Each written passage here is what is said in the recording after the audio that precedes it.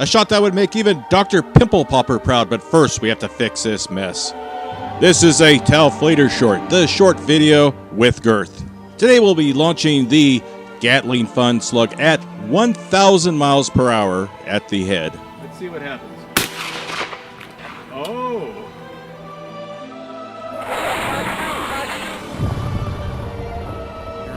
Good kill!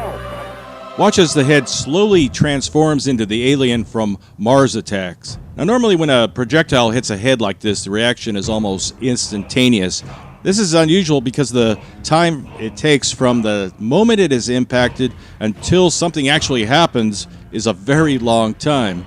And then finally that giant growth on the top of the head starts to rupture. And then, like a volcano, it just erupts. Now bear in mind, this is just soapy water, but it sure does look kind of nasty, like a giant zit being popped. Now, this is just one of many dramatic shots from the Gatling Fun slug made by Brian from Northern California. Be sure to watch the entire video if you want to find out more about this unique handcrafted slug of the future.